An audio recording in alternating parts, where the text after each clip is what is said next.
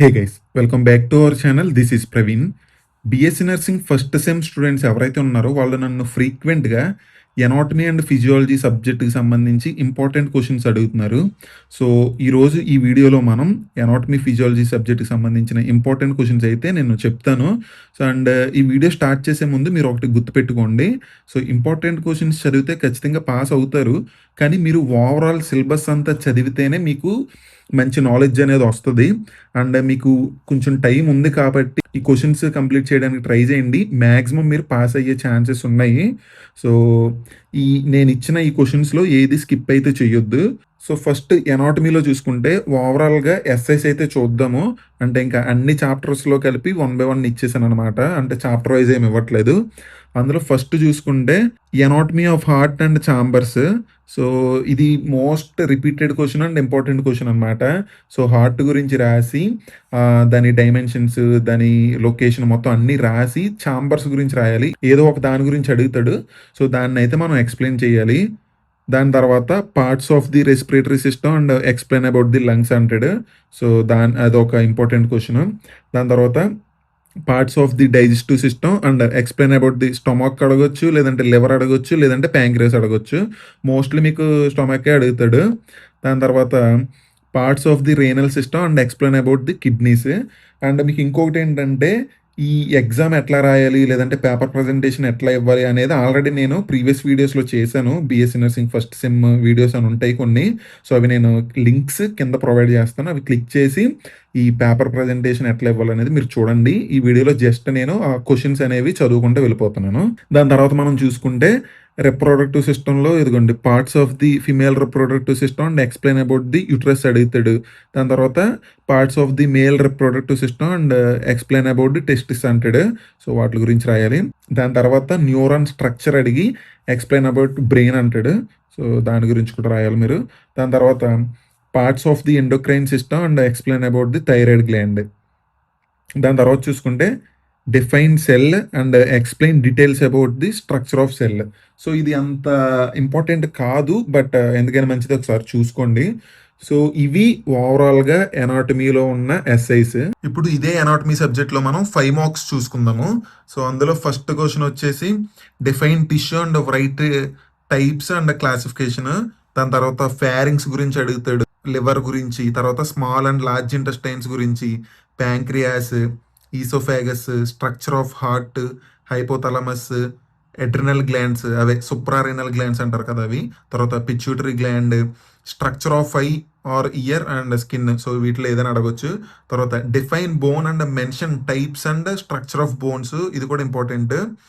దాని తర్వాత most important question ఏంటంటే define joints and right the classification and explain about the synovial joints. ఇవి చాలా ఇంపార్టెంట్, వెరీ ఫ్రీక్వెంట్గా అడుగుతాడు అనమాట.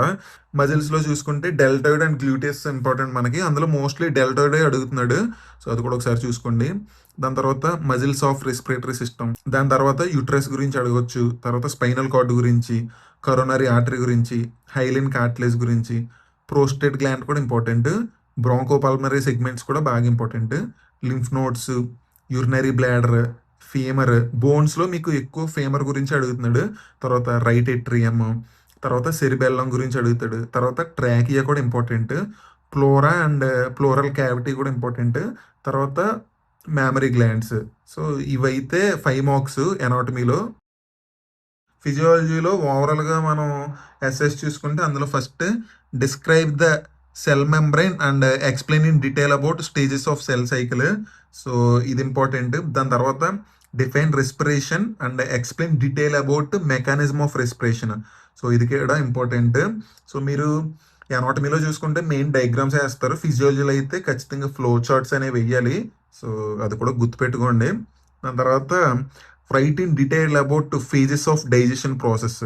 సో ఇది కూడా ఇంపార్టెంట్ డైజెస్టివ్ సిస్టమ్ నుంచి ఇది. దాని తర్వాత అసలు కార్డియాక్ అవుట్పుట్ అంటే ఏంటి and explain about cardiac cycle. ఇది కూడా చాలా చాలా ఇంపార్టెంట్. ఇది కూడా ఎక్కువ సార్లు అడుగుతున్నాడు.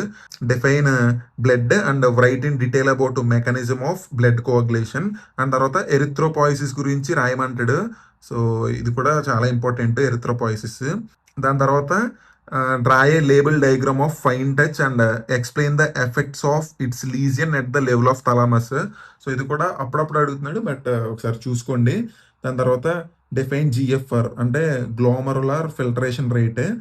దాని తర్వాత explain factors effecting GFR and detail about urine formation అడిగాడు. సో అది. దాని తర్వాత క్వశ్చన్ వచ్చేసి list out the hormones produced by endocrine system, explain in detail about synthesis of thyroid hormone. So ఇది కూడా ఇంపార్టెంట్ మనకి. దాని తర్వాత చూసుకుంటే enumerate the types of circulations and explain detail about systemic circulation. ఇది కూడా ఇంపార్టెంటే.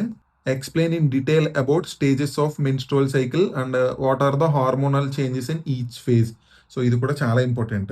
ఇప్పుడు 5 మార్క్స్ ఆఫ్ ఫిజియాలజీ చూసుకుంటే అందులో మనకి పల్మనరీ సర్క్యులేషన్ అండ్ వెంటిలేషన్ ఇది ఒకటి ఉంది. దాని తర్వాత digestion in stomach and intestines. మీరు ఇప్పుడు ఎస్ఐస్ చదివితే అందులో కొన్ని క్వశ్చన్స్ మీకు చాలా కవర్ అయిపోతాయి. సో అది కొంచెం క్లియర్గా చదువుకోండి మంచిగా.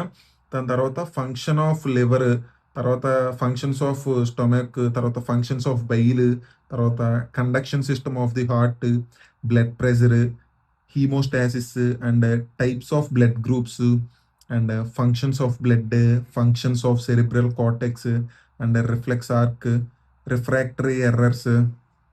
దాని తర్వాత neuromuscular transmission, skeletal muscle contraction, corpus luteum గురించి, స్పెర్మేటోజెన్సిస్ కూడా important, functions of thalamus, formation of CSF and it's functions అనమాట. ఇది కూడా చాలా ఇంపార్టెంట్.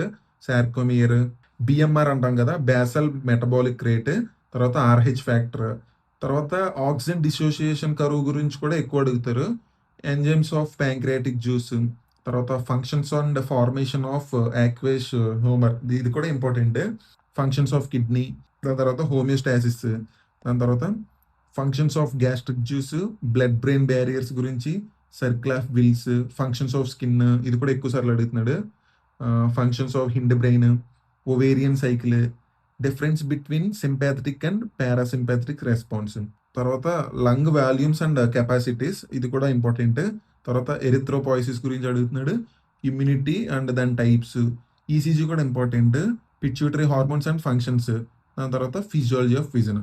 సో ఇవి ఓవరాల్గా 5 మార్క్స్ అనమాట ఫిజియాలజీలో. అండ్ మీరు వెరీ షార్ట్ అంటే 2 మార్క్స్ ఉంటాయి కదా, సో అవి కూడా ఉన్నాయి, కానీ అవి చెప్తే వీడియో ఇంకా చాలా లెందీ అయిపోయింది. అండ్ జస్ట్ నేను చూసి చదవడమే కాబట్టి వీడియోలో యాడ్ చేయడం అంత నెసరీ అని నేను అనుకోవట్లేదు. సో ఇవి మీరు టైం ఉన్నా లేకపోయినా ఖచ్చితంగా ఇవైతే చదువుకుని వెళ్ళండి ఎనాటమీ ఫిజియాలజీ ఎగ్జామ్కి. సో మీరు ఖచ్చితంగా పాస్ అయితే అవుతారు.